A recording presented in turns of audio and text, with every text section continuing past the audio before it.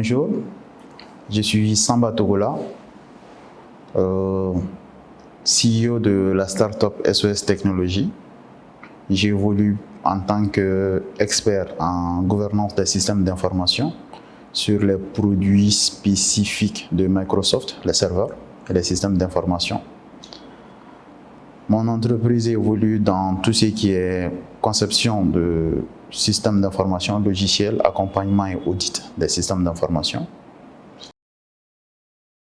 Le chiffrement, c'est un moyen simple, pour ne pas rentrer dans les termes techniques, c'est un moyen tout simple de pouvoir transformer les données ou les informations dans des dispositifs ou des techniques pour qu'une personne qui, barbairement, nous les geeks qu'on dit, qui n'a pas une clé sécurisée, ne puisse accéder au fait à ces données ou ces informations, que ces données soient stockées ou que ça soit lors de la transmission de ces données.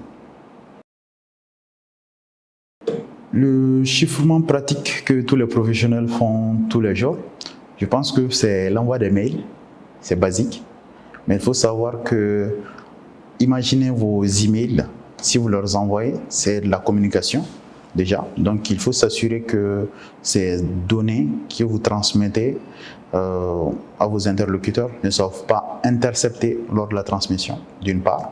D'autre part, son application, ça peut être sur le stockage des données des entreprises, notamment que des personnes externes n'arrivent pas, par exemple, à lire des données stockées de vos clients à travers des flux financiers, par exemple, pour des entreprises qui sont dans les fintech ou qui sont dans la bancarisation ou les insurtech. Cela va aussi dans la santé ou dans la logistique. Donc les domaines sont plus ou moins variés. Le cryptage, si je dois témoigner, je suppose que nulle personne ne veut forcément mettre cette donnée personnelle à la disposition de tout le monde, notamment vos cartes bancaires. Ça, c'est l'exemple tout fait. Personne ne veut que les autres connaissent les données ou les informations de sa carte bancaire ou tout simplement nos numéros Orange Money. C'est pour ça qu'on a des codes sécurisés. Nous ne voudrons pas que tout le monde ait accès à ces données ou puisse intercepter ces données pour des fins malveillantes. Donc, je pense que cela intervient dans mes usages quotidiens et celle de tout le monde. Nous proposons des services cryptés de bout en bout, notamment dans un produit dénommé Holylink qui permet en fait des échanges basés sur la technologie blockchain, c'est l'idée, ou des smart contracts si vous voulez. Donc il permet à deux individus de pouvoir échanger des données, de façon asymétrique et de façon sécurisée surtout. Donc ça c'est le produit qu'ils utilisent le plus notamment. Maintenant sur les autres plateformes, ne serait-ce qu'utiliser au fait des certificats SSL, c'est utiliser au fait des composantes de sécurité, de cryptage des données sur les plateformes que nous utilisons. Bonne question.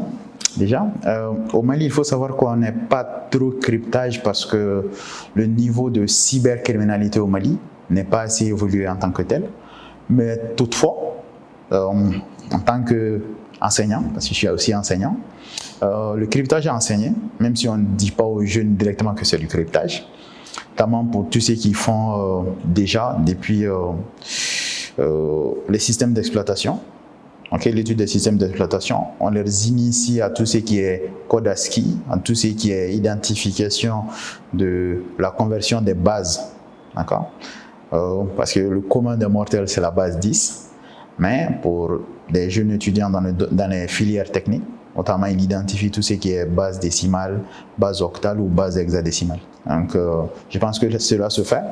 Et notamment, il y a quelques universités actuellement qui essaient de fournir des modules sur tout ce qui est gouvernance des systèmes d'information. Notamment, ils les font dans tout ce qui est réseau et serveur cloud. Donc, dans ces modules-là, nous touchons beaucoup le cryptage. notamment comment est-ce qu'ils doivent utiliser les technologies et les méthodologies pour crypter les données des entreprises, de telle sorte que les entreprises puissent aller sur le marché international. C'est à partir de là que les problèmes commencent, si on commence à s'expanser. Bon, déjà, il faudra se poser une simple question pour moi. Qui veut que tout le monde ait accès à ces données, à ces informations? Donc, à partir de là, peu importe ce que nous faisons, si nous arrivons à être en mesure de maîtriser l'accès à nos données et à nos informations, je pense que c'est bénéfique pour tout le monde. Et je pense que cela nous permet nous-mêmes d'être tranquilles sur ce que nous faisons et de pouvoir évoluer surtout. Parce que tu peux évoluer comme tu veux si tes données ne sont pas sécurisées. On n'est pas si loin de l'échec. Je convie tous les acteurs du numérique et de la transformation digitale au Mali de se positionner réellement sur tout ce qui est cryptage parce que la mondialisation, ça nous rattrape. On a tardé, mais aujourd'hui, le Mali commence à se montrer sur la scène internationale. Et pour se faire et être pérenne là-dessus, il faut forcément développer des dispositifs de sécurité de cryptage et pour être compétitif.